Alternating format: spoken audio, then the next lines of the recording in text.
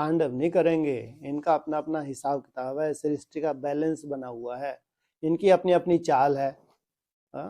तो चाल में ज्योतिष ये बताता है, विज्ञान ये बताता है कि जब इनकी चाल है अपने अपने तरह से चल रहे हैं। अभी भी जो चैतन्य ग्रह हैं वो अपने अपने हिसाब से चल रहे हैं या बहुत अच्छे बैलेंस बना के चल रहे हैं। तो ज्योतिष शास्त्र ये बनाता है कि बहुत भयंकर उपद्रव होने वाले हैं। ज्योतिष एक विज्ञान है, वो एक काल्पनिक नहीं है। इसलिए अपने यहाँ कई बार चर्चा होती है ना, उन ग्रहों से ये हमारा बना है, ये पूरा जो है, ये जो तुम्हारा शरीर भी है उससे ही रिलेटेड है, कुछ अलग नहीं है। या तो तुम भ्रुकुटी में बैठ जाओ तो तुम अलग हो गए, फिर तो तुमने 5 तत्वों को जीत लिया। और जितना तुम्हारा इस देह से अटैचमेंट है तो प्रभावित होना है। ये साधारण बात नहीं समझे, बहुत बड़ा पेपर है। इसलिए चाहे तुम्हारी अपनी प्रकृति ही क्यों ना हो, तुम्हारी मन बुद्धि एक प्रकृति है, तो उनकी चाल से वो प्रकृति भी प्रभावित होगी। जब उनकी चाल से तुम्हारी ये प्रकृति मन बुद्धि प्रभावित होगी ही होगी। लाख कोशिश करो तो चाहते हुए भी तुम इसको मन बुद्धि से मेरा बाबा मीठा प्यारा बाबा ही नहीं निकलना है। ये तो उनका जो प्रभाव है, कोई प्रभाव, हाँ, जो भ्रुकुटी में बैठ गए अब वो तो मालिक बन गए। क्योंकि अति के बाद अंत आना आता होता है। ऐसा नहीं कि अति हो ही ना और अंत आ जाए, ऐसा होता है क्या? अति के बाद अंत होता है। तो प्रकृति कहाँ उपद्रव, कहाँ तांडव, वो कहाँ स्वयं स्थिति में हम भ्रुकुटी में बैठ के अपनी चेकिंग करने के लिए बोल रहे हैं और तुम खुद ऑर्डर करो। कहाँ राजा बनाने जा रहे हैं बाबा, और कहाँ फिर तुम्हारे अपने हिसाब किताब तुमको परवश कर दे। ग्रहों की चाल तो है, लेकिन बाबा नहीं मानते हैं इन बातों को। क्यों? कि बाबा ने हमको क्या शिक्षा दी है? तुम कौन हो? अगर तुम डिटैच हो गए मन बुद्धि से, ज्ञान से भी डिटैच हो गए, फिर छोटा मोटा कर्म भोग भी है, तुम साक्षी होके देखोगे, प्रभावित नहीं होगे, तो चेहरा नहीं लटकेगा। इसलिए बाबा ने ज्ञान दिया, तुम आत्मा हो, शरीर नहीं हो। साक्षी भाव अगर आपका जागृत होने लगा तो आपका डिटैचमेंट शुरू हो जाएगा। जहां डिटैचमेंट है वहां दुख नहीं है, जहां अटैचमेंट है वहां दुख है। चाहे देह हो, चाहे देह के संबंधी हो, चाहे देह के पदार्थ हो। इसलिए समय साधारण नहीं है, बहुत कुछ। ये 14 साल ही साधारण नहीं है, जबकि दिन प्रतिदिन स्थितियां बिगड़नी है और दिन प्रतिदिन हमारी स्थितियां सुधरनी है। सोचो, इसलिए भी बोला है घोर नरक में स्वर्ग की सौगात। विपरीत वायुमंडल में तुम वो स्टेज में जाते हो जिसकी कोई कल्पना भी नहीं कर सकता। इसको कहते हैं घोर नरक में स्वर्ग की सौगात। जरूर तुमने इतना अटेंशन दिया है ना, बार बार अटेंशन दिया है, तो उसके रिजल्ट फिर बाप तुम्हारा साथी है, तुम्हारा मददगार है। प्रीत की रीत निभाने के लिए बाप आ गया। कोई भी स्थिति परिस्थिति हो, बाबा क्या बोला आज, कितना सुंदर बोला, प्रीत की रीत बाप निभाते हैं। लेकिन तब जब तुम केवल सुनना सुनाना नहीं, जब तुम क्या करते हो, माना शब्द क्या बोला बाबा ने, समझ करके धारण करना। धारण करना में प्रैक्टिकल, माना ये समझ तो आती जा रही है, लेकिन समझ अगर प्रैक्टिकल जीवन में नहीं आई तो इसको क्या कहेंगे। और प्रैक्टिकल में जम दे जाम दे नहीं होता, लेकिन कम से कम तुम्हारा प्रयास तो हो, जो बाप देख रहा हो। और फिर जहां तुमको असंभव हो, उसकी मदद ना मिले, हो नहीं सकता, और तुम्हारा कोई प्रयास ही नहीं है, हाथ के ऊपर हाथ धर के बैठे हैं, बाप तो देख रहा है ना। तुम थकते नहीं हो तो उसकी मदद ना मिले, हो नहीं सकता। इसलिए सुनना और फिर धारण करना। धारण करने के चात्रक माना धारण किया हुआ है। प्रैक्टिकल होने में टाइम लगता है, लेकिन कम से कम तुम जो लगे हुए, जो मेहनत कर रहे हो, जिस लक्ष्य को लेकर मेहनत कर रहे हो, उसमें बाप की मदद ना मिले, हो नहीं सकता। हाँ जी। तो मैंने ग्रह उपग्रह जो एक तो जड़ भी है, चैतन्य भी है। चैतन्य जो अभी है, तो सबसे बड़ा तो कौन सा है? सबसे बड़ा बृहस्पति। उसमें क्या विशेषता है? सहनशीलता। अभी वो ही जीतेगा, या तो सहनशीलता हो, नहीं तो फिर ऐसी टक्कर मारो, खल्लास कर दो इनको। जीतने की दो ही स्थितियां हैं, या तो आप इतने पावरफुल हो जाओ तो आपका कोई सामना ना कर सके, नहीं तो इतने सहनशील बन जाओ तो आदमी पैदा नहीं होता।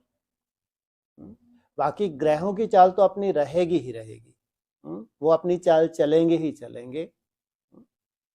तो अभी तो एकदम लास्ट समय है ना, तो उनकी चाल बहुत सुंदर होगी या अभी और बिगड़ती जाएगी। सुंदर। हाँ, उनका अपना अपना हिसाब किताब है, उनको चुकतू करना हिसाब किताब। ये 4-5 साल साधारण नहीं है। उन चैतन्य ग्रहों की बात कर रहा हूं मैं, जड़ ग्रहों की नहीं। जो चैतन्य ग्रह हैं, ये जो 4-5 साल का समय, ये उनके लिए साधारण नहीं है। अब जब वो ही पेपर में जाएंगे तो उनसे रिलेटेड जो आत्माएं होंगी तो उनका क्या होगा। और तुम हो स्थिरियम होके उनको भी स्थिरियम करने वाले। सोचो, कहाँ रचयिता, अपने वाइब्रेशन से उनको भी स्थिर कर दो। सोचो, माना वो जिस दशा में जा रहे हैं उस दशा से उनको जाने से रोक लेना, ये है योग बल। एक तरफ है रचयिता, एक तरफ है रचना, और तुम रचयिता बताते हो अपने को, हम है रचयिता। और रचयिता भ्रुकुटी में ही नहीं बैठ पाते, और रचयिता ऑर्डर करें आंख को, ऐसे लाल लाल आंखें हो जाती है। रचयिता ऑर्डर करे कान को, फटाक से कान दूर तक सुन लेता है। रचयिता ऑर्डर करे जीभ, लपलपाती रहती है। रचयिता ऑर्डर करे हाथ। हर कर्म इंद्रियां तुमको जो समझ मिली है उस अनुसार तुम्हारी समझ के आधार से कर्म इंद्रियां चलने लगे तो कहेंगे योगी। ऐसे योगियों की बाप मदद ना करे, ये हो नहीं सकता। संपन्न स्टेज अलग बात होती है, लेकिन संपन्न स्टेज धारण करने के लिए जो मेहनत की जाती है वो जैसे कि संपन्न स्टेज ही बाप देखता है। तो वो जहां जहां उनको असुविधा लगे, जहां जहां मेहनत लगे, वहां बाप की मदद मिलती है। हाँ जी।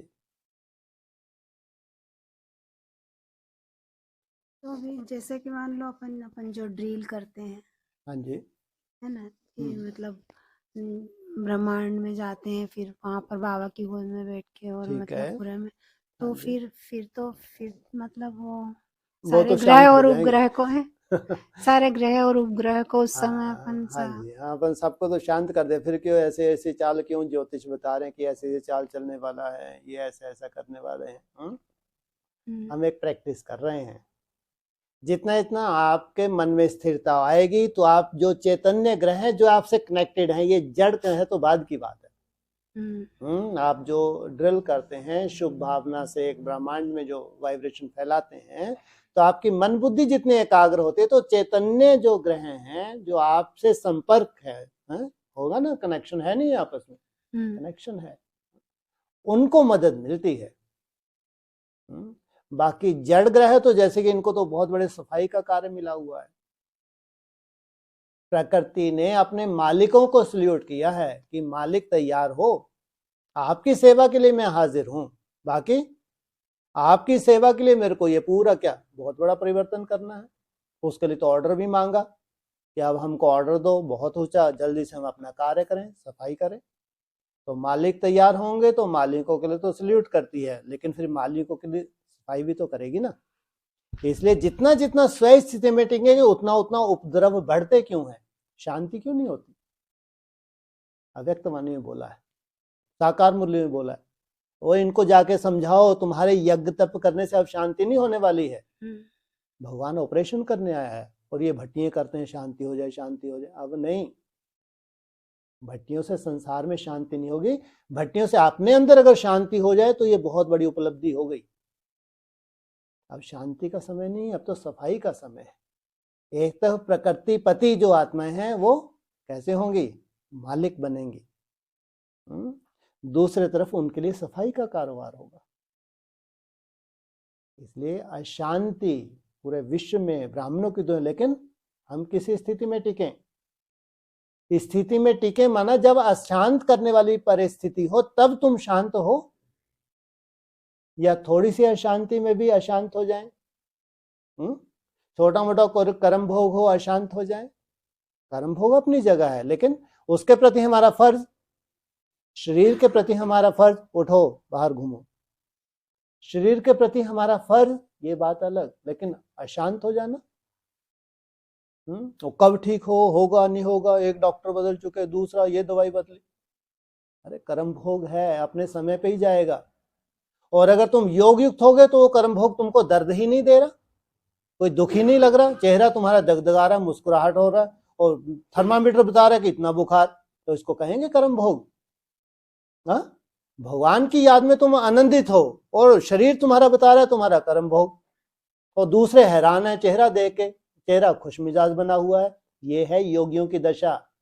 योगी ये नहीं कि वो जल्दी ठीक करो जल्दी ठीक करो, कितने फैला रहे हैं, विघ्न विनाशक विघ्न, वो ठीक ही नहीं हो रहे, कर लो कितने फैला लो। पहले अच्छे से समझो, योग बल से योग कर्म भोग को जीतने का मतलब यह है कि तुम्हारी मन बुद्धि प्रभावित ना हो। बार बार समझाते हैं बाबा, है ना। कर्म योग से कर्म भोग को जीतना, माना वो भोग तुम्हारी मन बुद्धि को भोग नहीं रहो, तुम अपनी याद में मस्त हो तो उसको भोग ना कहेंगे। और जब तुम भोग ही नहीं रहे तो फटाक से वो अब पेपर तुम्हारा समाप्त, और जब तक तुम भोग रहे हो पेपर भी बढ़ता जाता है बढ़ता जाता है। इसलिए हमारी शिक्षा भक्ति मार्ग वाली नहीं है। हमारी शिक्षा है, हमको एक समझ मिली है, हमारी आत्मा को मजबूत बनाना, ये संस्कार हमारा चलना है जन्म जन्मांतर। तो इसलिए परिस्थिति ही आपको अपना दर्शन करवाती है, आपकी यथार्थ स्टेज है क्या। शांति में शांत रहना कोई बड़ी बात नहीं है, अशांति में शांत बने रहना ये है आपकी पढ़ाई। ठीक है, तो जरूर मुरली में ये पॉइंट्स भी आए हैं। संगम युग 40 वर्ष का भी बताया, संगम युग 50-60 वर्ष का है, 60 वर्ष का संगम युग जब बोला हो लगभग 2000 आ रहा है। उसमें पॉइंट ये था मुरली में कि 60 वर्ष तुम्हारी पढ़ाई चलती है, तो इसका मतलब 2000 के आसपास विनाश होने वाला है। फिर संगम युग 70 वर्ष का भी बोला है, संगम युग 100 वर्ष का भी बोला है, ये भी साकार मुरली में है ना। ऐसा नहीं कि 60 वर्ष का जो 2000 के आसपास विनाश की बात आती थी वो मुरली में नहीं है, वो भी मुरली में था। मुरली में ये बोला था तुम्हारी पढ़ाई 60 वर्ष चलती है, 60 वर्ष में राजधानी स्थापन हो जाती है। तो उस हिसाब से ब्राह्मणों को ये था कि 2000 के आसपास पूरा विनाश हो जाना है, तो राजधानी स्थापन हो जानी है। लेकिन ये बेहद की बातें थी, चाहे संगम युग 40 वर्ष बोला, चाहे संगम युग 50 वर्ष बोला, चाहे 60 बोला, चाहे 70, चाहे 100, राजधानी स्थापन हुई। 40 में भी हुई, 50 में भी हुई, 60 में भी हुई, और 100 वर्ष में पूरी राजधानी स्थापन होगी।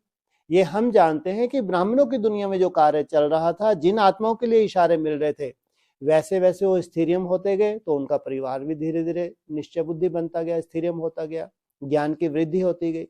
तो अंडरग्राउंड राजधानी तो स्थापन हुई है। अगर 21वीं सदी जो शुरू हुई है वहां उज्जवल भविष्य की बात हुई, तो 21 सदी में किसी का उज्जवल भविष्य नहीं हुआ, ये नहीं हो सकता। जो सृष्टि का रचयिता है वो अपनी स्वयं स्थिति में टिकता है, तो उसके पीछे पीछे उसकी राजधानी तैयार होती है। तो गर्भ के अंदर ये सब चीजें कंप्लीट हो रही थी, लेकिन बाहर नहीं दिख पा रहा था। हम लोग बाहर देखते रहे, बाहर ऐसा 2000 में विनाश हो जाएगा, बाहर ऐसा 2012 में विनाश हो जाएगा, ये हो जाए, जबकि अंदर वो सब हो रहा था। हम पुरुषार्थी बच्चे जब पुरुषार्थ करते हैं तो हमारी भी 3-4 स्टेजेस होती हैं। उनमें कोई ऐसी कैटेगरी की, फर्स्ट कैटेगरी की जो आत्मा है, उसके अपने अंदर ही विनाश होना था 60 वर्ष में, अपने अंदर ही 50 वर्ष में एक स्टेजेस में जाना था, अपने अंदर ही उनको 70 वर्ष में एक स्टेजेस में जाना था। तो भगवान उस लेवल तक भी पढ़ाई पढ़ा के उनको बता रहा है। जैसे 76 के लिए बोला, आने वाले 10 वर्षों में भारत में भ्रष्टाचार विकारों का अंत, लक्ष्मी नारायण का राज। तो भारत नाम का जो व्यक्तित्व था, जो पूरे ब्राह्मणों में प्रत्यक्ष होने वाला था, उसके अंदर से विनाश की शुरुआत हो गई, वो स्थिरियम होने लगा भ्रुकुटी में। तो बाबा ने बेहद में बोला है, तो हम ब्राह्मण उनको हद में लेते गए, तो उसका मतलब ये नहीं है कि हद में नहीं होगा। इसलिए मुरली का लास्ट पॉइंट ये भी बार बार रिपीट हुआ कि संगम युग को 100 वर्ष से जास्ती दे नहीं सकते, ये भी मुरली का पॉइंट है। तो जब 36-37 से शुरुआत हो रही है, तो 36-37 माना लास्ट संगम युग पे जो भगवान कार्य करने आए हैं वो अपना कार्य पूरा कर देंगे। इसका मतलब ये नहीं है 36-37 पूरा विनाश हो जाएगा, नहीं, हाँ नरक बन जाएगा, एक तरफ स्वर्ग बन जाएगा, एक तरफ नरक बन जाएगा। नरक के लिए बोला है वो कांटों की दुनिया खल्लास होती जाएगी और तुम्हारे पाले में वृद्धि होती जाएगी। मुरली के महावाक्य हैं, तुम्हारी स्थापना में वृद्धि होती जाएगी तो उनके पाले में बिगाड़ होता जाएगा। विनाश कोई ऐसा नहीं कि जमदे जामदे 37 में हो जाएगा, एक बहुत बड़ा रूप होगा और फिर वो लगातार चलता रहेगा।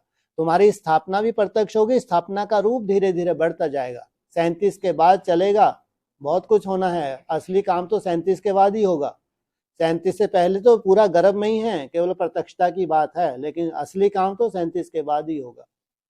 इसलिए जो भी विनाश और स्थापना की बातें की हुई हैं, हमारे ब्राह्मणों को सामने रख के, हमने ब्राह्मणों की दुनिया को सामने रख के की हुई है बाबा ने।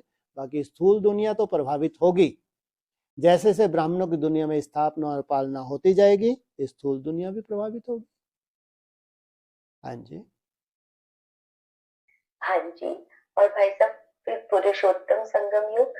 हाँ, ये मुरली का बहुत सुंदर पॉइंट है कि पुरुषोत्तम संगम युग को कम से कम 100 वर्ष तो देने चाहिए। सोचो आप, कहाँ संगम युग के लिए बोला, संगम युग को 100 वर्ष से जास्ती नहीं दे सकते, और पुरुषोत्तम संगम युग के लिए बोला है कम से कम 100 वर्ष तो देने पड़े। पुरुषोत्तम संगम युग की शुरुआत ही हुई है 76 से, तो उसके लिए कम से कम, माना पुरुषों में उत्तम बनने वाली आत्मा है जो 76 में मन बुद्धि से उसको अपना साक्षात्कार हो गया कि पुरुषों में मैं उत्तम हूं, तो उसी कैटेगरी की आत्माएं हैं, उसी स्टेज तक जाने के लिए उनको कम से कम 100 वर्ष तो चाहिए। तो ये है पुरुषोत्तम संगम युग, कम से कम 100 वर्ष, और संगम युग को 100 वर्ष से जास्ती नहीं दे सकते। ये मुरली के महावाक्य हैं। हाँ जी, हाँ जी, हाँ जी। और भाई साहब कल की मुरली का पॉइंट था कि जहाँ मन बुद्धि व्याधियों से रहित हो, हाँ जी, वो शरीर में कोई व्याधि हो नहीं सकती। बिल्कुल ठीक है, ऐसे कहा। बिल्कुल ठीक है। जो नई दुनिया होगी, सतयुग होगा, उसमें मन बुद्धि में कोई व्याधि नहीं होगी, तो शरीर में भी कोई व्याधि नहीं होगी। वहां कोई ना हॉस्पिटल होता है, ना कोई डॉक्टर होता है, ना कोई वैद्य होता है। हमारी नई दुनिया में जब हम मन बुद्धि को जीत लेते हैं, कोई भी व्याधि नहीं रहती है, तो शरीर में व्याधि कैसे हो सकती है?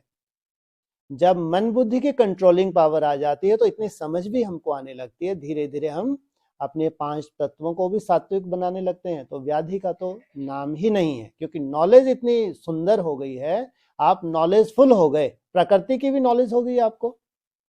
पहले तो मन बुद्धि का पुरुषार्थ ही था, लेकिन अब नया एडिशन हो गया कि प्रकृति की भी नॉलेज होगी। इसलिए मुरली में बोला तुमको अपनी प्रकृति की भी नॉलेज चाहिए, तो वहां व्याधि का कोई रोल ही नहीं है। इतनी सुंदर नॉलेज है, इस सुंदर नॉलेज को आप धारण करते हैं तो मन बुद्धि के साथ साथ अपने 5 तत्वों को भी सात्विक बनाते हैं। हाँ जी, हाँ जी। तो जैसे भाई साहब बाबा कहते हैं ना, फॉलो ब्रह्मा, हाँ जी, है ना, तो हम फॉलो ब्रह्मा करते हैं, पूरी कोशिश करते हैं कदम पे कदम रखने की, हाँ पर जी, बहुत ज्यादा दूरी है हाँ दूरी है। उनमें और हम। हाँ, तो इतनी ही दूर, कोई दिक्कत थोड़ी है। आज नहीं तो कल जमदे जामदे नहीं होता। जब उसी पगडंडी पे चल रहे हैं तो पहुंचना तो वही है। ब्रह्मा भी 1 सेकंड में ही ब्रह्मा सो विष्णु थोड़ी बन गया, उसका भी अपना लंबा पुरुषार्थ होता है, और हम ही उस पे पुरुषार्थ पे चल रहे हैं। तो जो हमारे सामने बाधा है, तो ब्रह्मा के सामने भी आई होंगी, तो उन्होंने भी इन सब बाधाओं को पार किया है। तो हम कम से कम पगडंडी पे तो चल रहे हैं, ये तो नशा होना चाहिए। और फिर बाबा ने कितनी बड़ी बात बोल दी आज, है? प्रीत की रीत निभाते हैं, जानते हैं घर गृहस्थ में जो रहते हैं उनके साथ स्थिति हैं, परिस्थिति हैं, वायुमंडल है, तो उनके प्रीत बाबा से बहुत अच्छी है उनकी। तो प्रीत की रीत बाप ना निभाए ये हो नहीं सकता। इसलिए हम उसी पगडंडी पे तो चल रहे हैं। हम अमृत वेले से लेके रात तक जो कर्म योग की हम मेहनत करते हैं, बीच बीच में बाबा की याद की जो मेहनत कर रहे हैं, हमारे यहाँ धारणाओं की इतनी सुंदर जो मेहनत है, फिर खान पान की इतनी सुंदर जो मेहनत है, तो हम उस पगडंडी पे चल पड़े ना, रुके थोड़ी हैं। तो चलते चलते पूरा ही ब्रह्मा को फॉलो कर लेंगे। हाँ जी, हाँ जी, हाँ जी। और भाई साहब 18 तारीख की जो अव्यक्त वाणी का टाइटल था, विश्व कल्याणकारी बनने के लिए सर्व स्मृतियों से संपन्न बन, सर्व को सहयोग दो। हाँ जी, तो वो सहयोग क्या दे सकते हैं सर को? सर्व स्मृतियां, पहले आप स्मृतियां तो इमर्ज करो। आप हैं जहां हैं, आप अपने आसपास का वायुमंडल लौकिक हो अलौकिक हो, तो स्मृतियां तो इमर्ज करो, आपकी क्या क्या ड्यूटीज हैं। पहले अपने प्रति स्मृति है, अपने लिए, अपने स्वयमान में टिकना, अपने लिए स्मृति लाना, कौन कौन सी कमजोरी हैं, किन कमजोरियों को छोड़ना है, किन नई दिव्य गुणों को धारण करना है। फिर जिन जिन से आप प्रभावित होते हो उनकी कौन कौन सी कमियां हैं जिनसे आपको प्रभावित नहीं होना। तो आपका अपना अपना संसार है, अपना अपना वायुमंडल है, जिनसे कनेक्टेड हैं, चाहे ब्राह्मण हो चाहे लौकिक हो। उस संसार को देखते हुए आपको चिंतन करना है और फिर प्रयोग करना है। पहले चिंतन करेंगे, फिर बाबा से शक्तियां लेंगे, फिर प्रयोग करेंगे। हाँ जी जी भाई साहब, ठीक है। हाँ जी। ओम शांति। ओम शांति, ओम शांति। और ऑनलाइन किसी का कोई प्रश्न हो? ओम शांति भाई साहब। हाँ जी बोलिए। आज पॉइंट आया था कि विधि से सिद्धि। हाँ जी। तो हठ योग। बोला कि एक है बाप के बनने की विधि, दूसरा है वर्षा प्राप्त करने की विधि, ठीक है, और तीसरा बताया प्राप्त किए हुए वर्षे को कार्य में लगाने की विधि। हाँ जी हाँ। तो इसको प्रैक्टिकल में कैसे करें और इसका कोई उदाहरण अगर मिल जाता? इसमें जैसे कि पहले कौन सा बताया बाबा ने, बाप का बनने की विधि। ठीक है, पहले अपन ये चेक कर लें कि जो हम बाप के बने हैं श्रीमत परमान, अभी कितने बाप प्रत्यक्ष हो रहे हैं संसार में? अब एक से एक भूत प्रवेश हो रहे हैं, कितने बाप हो जाएंगे? फिर बाप से प्राप्त वर्षा कौन सा प्राप्त हो रहा है? बाप समान बनने के लिए। अब जब बाप समान बनने के लिए जो बाप आपको विल कर रहा है, जो कुछ वर्षे में दे रहा है, अब दिन में हमारे पास अपनी तरह की माया है, कहीं छोटी सी बात आई तो एकदम हम उखड़ गए। वहां हमको सहनशीलता चाहिए थी। वो जो प्राप्त तुमको वर्षा है उस वर्षे को यूज करो, नहीं तो हम अशांत बने ही रहते हैं। क्यों? क्योंकि हमने वर्षे को यूज ही नहीं किया। बाप ने तो हमको सजाया, पढ़ाई पढ़ाई, उसमें विल पावर्स विल की, लेकिन कहाँ सामना करना है, कहाँ सहन करना है, कहाँ समाना है, ये सब जो शक्ति बाबा दे रहा है, जो विल कर रहा है, समय समय उनको यूज करना, प्राप्त हुए खजानों को यूज करना, तब जाके हम जैसा स्वय स्थिति चाहते हैं कि हमारी स्वय स्थिति कभी भी डिस्टर्ब ना हो, स्वय स्थिति सदा बनी रहे। हम जानते हैं माया तो सर्वव्यापी है ना। तो बाप के द्वारा जो हमको मिल रही हैं विधियां, मिल रही हैं, जो बाप के द्वारा जो वर्षा मिल रहा है, इसको कार्य में लगाना और उसमें सफलता पाना। तो हम अक्सर पॉइंट्स भी नोट करते हैं, बहुत सुंदर सुंदर पॉइंट्स नोट करते हैं कि हर एक को मालूम है अपने अपनी कौन सी कमजोरी हैं, कमी हैं। तो उसके लिए बाबा के इशारे हमको मिलते हैं, फिर उन इशारों को हमको यूज करना होता है। हम जब फील्ड पे जाते हैं, फिर उन परिस्थितियों के हिसाब से हमको बाबा ने जो जो डायरेक्शन दी है उस डायरेक्शन पर मान चलना। तो जब प्रैक्टिकल कार्य में लाते हैं तभी सफलता मानता है बाबा। केवल बाप से वर्षा मिला इतना ही काफी नहीं है, लेकिन उसको यूज करना। हाँ जी, हाँ जी भाई साहब। आज एक और पॉइंट आया था। हाँ जी, कि एक तो पॉइंट स्वरूप बनो। हाँ जी, और फिर उसके साथ पॉइंट को कार्य में लगाओ। हाँ जी हाँ। एक होता है पॉइंट्स तो हमको रोज मिल रहे हैं, अक्सर हम नोटबुक में पॉइंट्स नोट करते हैं। एक होते हैं पॉइंट्स नोट करते करते इतने सुंदर पॉइंट्स आ जाते हैं कि बहुत अच्छी क्लासेस कराने लग जाते हैं। इतने ढेर सारे पॉइंट हैं, एक ही पॉइंट के ऊपर बहुत अच्छी क्लास करा देंगे।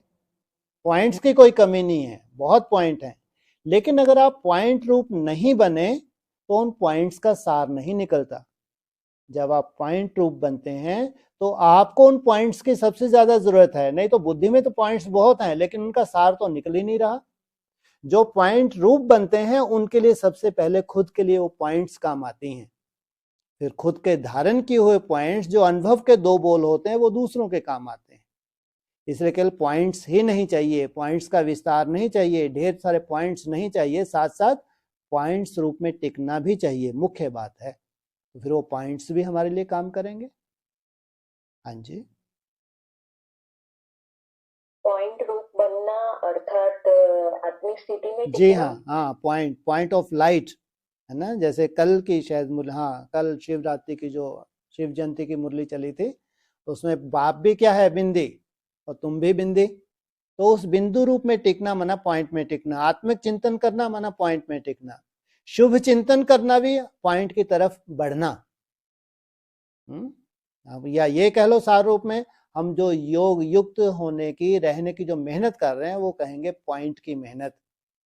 तो वो जो योग युक्त रहने के लिए हमको जो समय को सफल करना होता है उसमें भिन्न भिन्न तरह की माया आती है, जहां हमको ये जो पॉइंट्स हैं ये यूज करने होते हैं। तो पॉइंट रूप बनना और फिर पॉइंट्स को यूज करना ताकि हम स्वयं स्थिति में पॉइंट्स रूप धारण कर सकें। हाँ जी, 14 साल ने यहाँ उन्होंने 14 मास की तपस्या खास दी कि 14 का आंकड़ा तो विशेष है, और 14 का आंकड़ा तुम्हारे यहाँ तो बहुत ही विशेष है।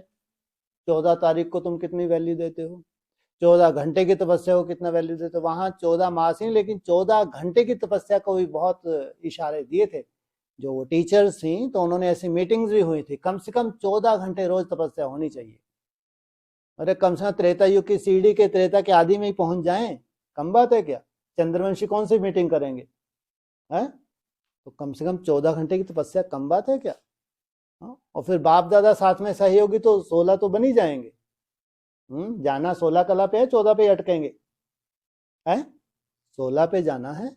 लेकिन जबकि मुरली का पॉइंट है 8 घंटे जब तुम्हारी याद की यात्रा होती है तो तुम्हारी कर्मेंद्रियां शांत शीतल होने लगती हैं, तो त्रेता युग की सीढ़ी पे पहुंच जाते हैं। तो इसका 14 घंटे का लक्ष्य कोई साधारण बात है क्या। राजा बनना, महाराजा नहीं, राजा बनने के लिए कम से कम 14 घंटे की तो तपस्या चाहिए। और फिर बाप दादा तुम्हारे सहयोगी बन जाते हैं, तुमको 16 कला संपूर्ण बना के कहाँ ले जाते हैं, कलातीत।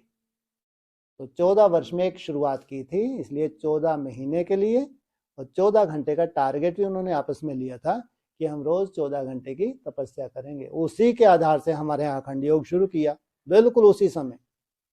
उधर शिव जयंती हुई और इधर 91 में हमारे यहाँ रायपुर में अखंड योग की शुरुआत हुई थी, वो भी हमने 14 महीने के लिए रखा था। और उसके बाद 14 महीने के बाद एक्सटेंड होता गया। फिर जब हम एडवांस में आए 2000 में, तो उस वक्त कितने साल हो गए थे, 93 में हम और फिर तपस्या वर्ष वगैरह घोषित किया था वो।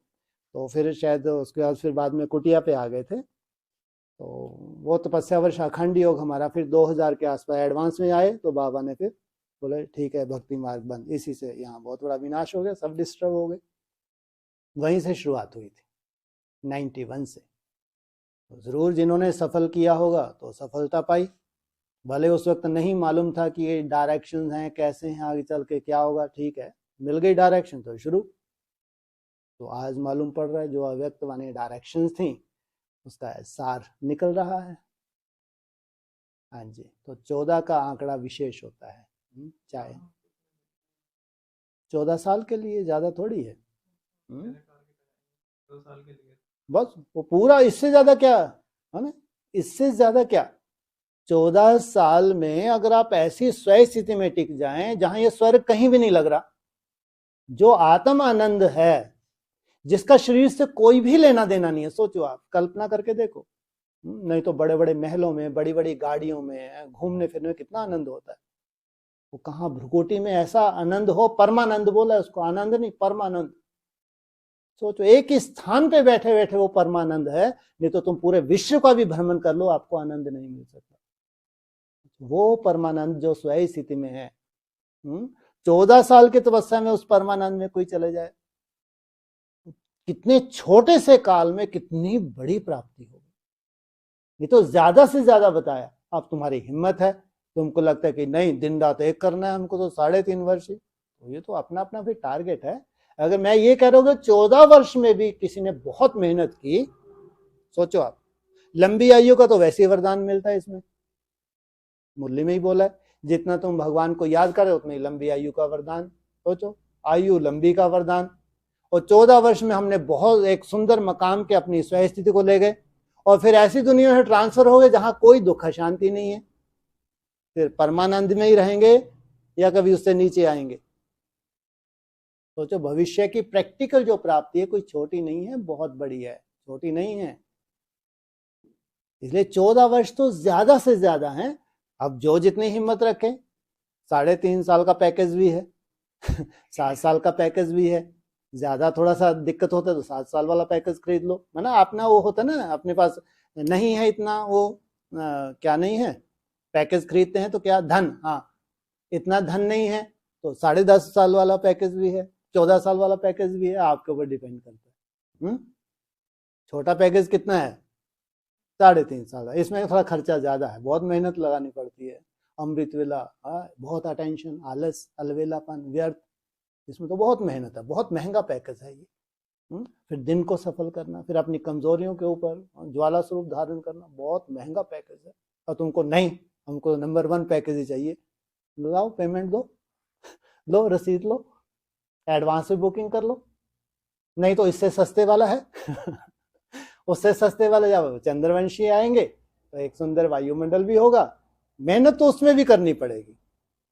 नहीं तो फिर 3rd नंबर में पैकेज और ज्यादा, जिसको थोड़ा सा और कमजोर है तो फिर 4th नंबर में तो भगवान की कृपा है, फिर तो चिंता ही नहीं करनी, ऐसा वैराग छाएगा 34 के बाद, वो भी मरा, वो भी मरा, वो भी, जिन जिन्हें बुद्धि साहब परम धाम पहुंच गए खुद ही बिंदी लग गई अब जब मरी गए तो क्या रोएंगे, वो खुद ही बिंदी लग जाएगी फिर तो ये पैकेज तो सबके लिए है, होलसेल मिलेगा, चलो सब चलो, कहाँ 16,000, चलो आउट, जाओ बाप के घर। तो वो पैकेज तो सबको ही मिलना है, लेकिन हमको तो वो महंगा से महंगा पैकेज चाहिए आपको, कि कमी आपके पास कोई है नहीं, इतने धनवान हैं आप, धन से इतना भरपूर है, ज्ञान धन की कोई कमी नहीं है, पूरी ही बाजी लगाने के लिए तैयार है, योग बल भी की कमी नहीं है, सुबह से लेकर शाम तक रिसर्च ही कर रहे हो, अंडरग्राउंड हो रहे हो, लगातार अंडरग्राउंड होने जा रहे हो, तो आपको तो कौन सा पैकेज लेना चाहिए, कौन सी बुकिंग करनी चाहिए आगे हो के, है कौन सी,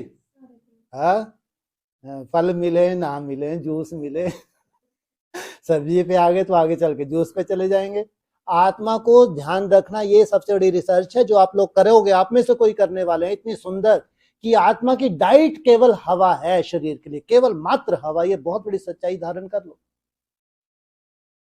आत्मा को जीने के लिए जो फ्री में मिल रहा है वो है वायु तत्व,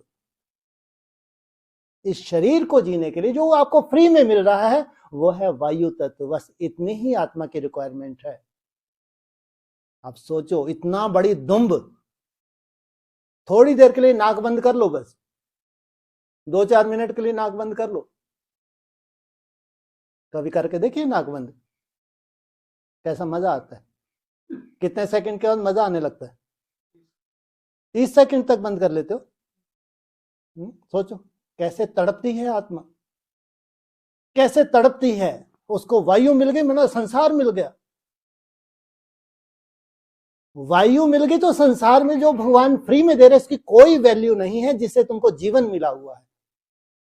सोचो आप, हम उन चीजों की वैल्यू कर रहे हैं, और जिनकी वजह से आज हम यहां आ गए।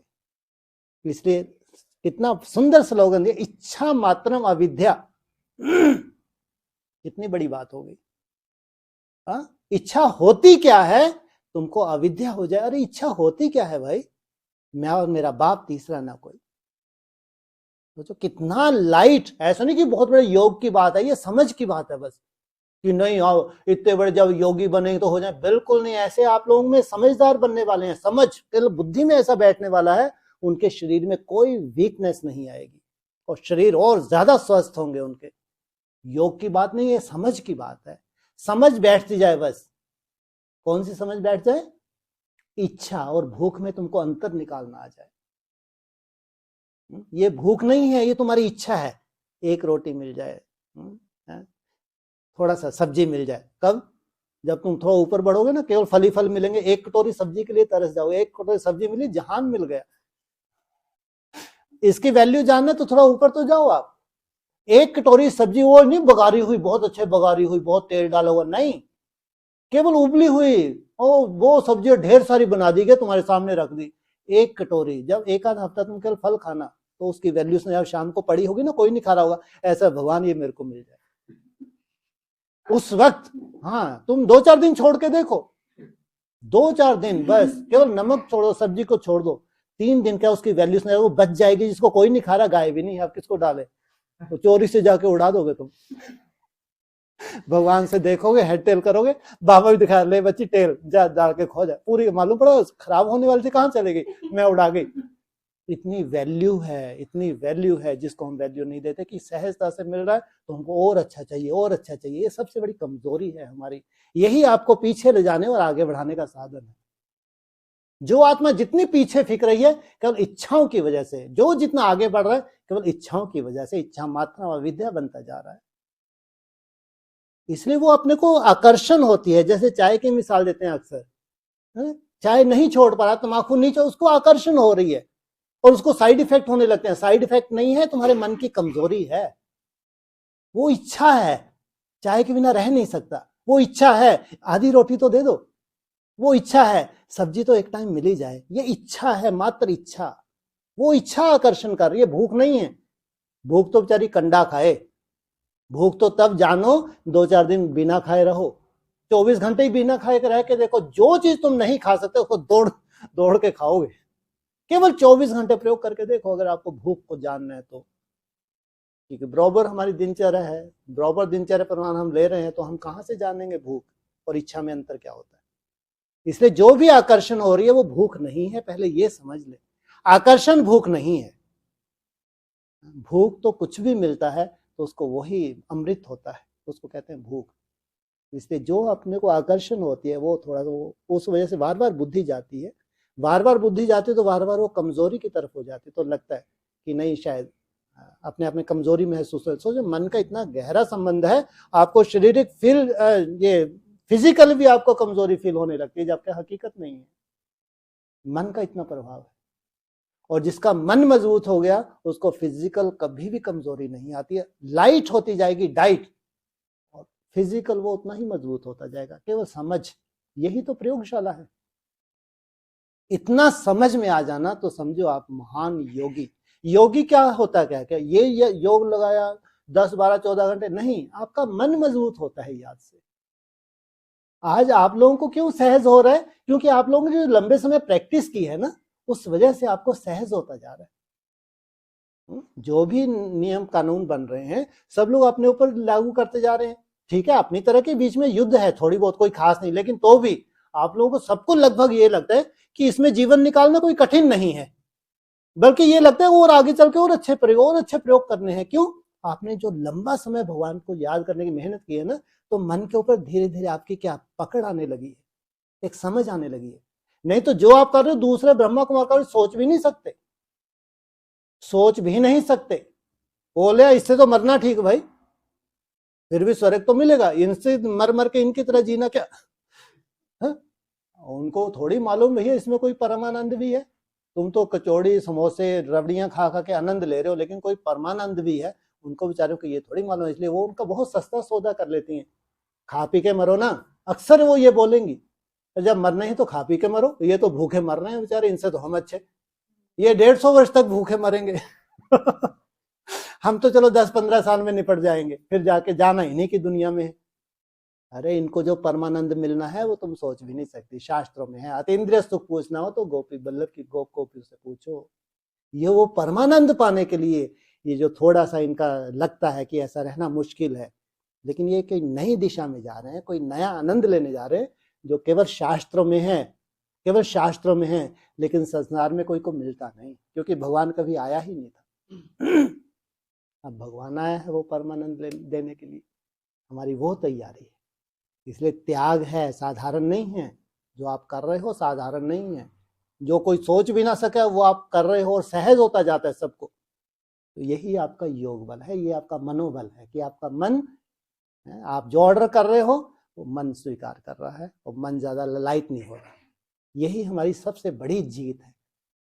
इसलिए कहते हैं जम दे जाम दे नहीं होता। हम बहुत आगे बढ़ चुके हैं, आज की डेट में बहुत आगे बढ़ चुके हैं।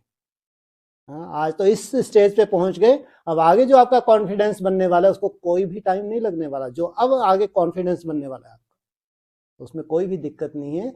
ऐसे स्टेज तक आज आप आ गए हैं, बिना मरे तो स्वर्ग मिलता नहीं है। तो सबसे ज्यादा किसकी जरूरत है आपको? भोजन की, पानी की, किसकी जरूरत है जी? क्या? हवा की जरूरत है जो फ्री में मिल रही है। सोचो, पानी के बिना आप कई घंटे जी सकते हैं, भोजन के बिना कई दिन जी सकते हैं, श्वास के बिना 1 मिनट में कैसे छटपटा जाओगे, करके तो देखो। जो भगवान फोकट में दे रहा है उसकी कोई वैल्यू नहीं। इसलिए आपका जीवन आत्मा को कुछ भी नहीं चाहिए इतनी बड़ी दुम्ब के लिए। ये केवल मन जैसे आपका समझता जाएगा ना, दुनिया इसको चमत्कार मानेगी। चमत्कार नहीं है भाई, हमारा मन समझ गया, हमारे मन को यथार्थ मालूम पड़ गया। पर 2500 वर्ष से अपनी यात्रा भूल गया था, इसलिए इतना कमजोर हो गया वो। इसलिए कोई सोच भी नहीं सकता, दुनिया में कोई सोच भी नहीं सकता। जो दुनिया में नहीं सोचते तो वही तो हम करने जा रहे हैं, क्योंकि भगवान ने एक नई सोच हमको दे दी है, वो नया भगवान का प्रयोग है। इसलिए आत्मा को शरीर के लिए बहुत लाइट चाहिए, उसके लिए योग बल की बात नहीं है, लेकिन समझ की बात है। जैसे आपकी समझ डेवलप होती है वैसे आपकी यात्रा आपकी सहज हो जाती है, और उसका आपके याद से कितना गहरा कनेक्शन है। वो जो लाइट आप होते जाएंगे, लाइट आपका जो खान पान, उसका याद से कितना गहरा कनेक्शन है, वो भी एक अपने आप की एक रिसर्च है कि अब आपको हल्के होकर ऊपर जाना है। तो वैसी आपकी रूपरेखा बन रही है। ठीक है, ओम शांति।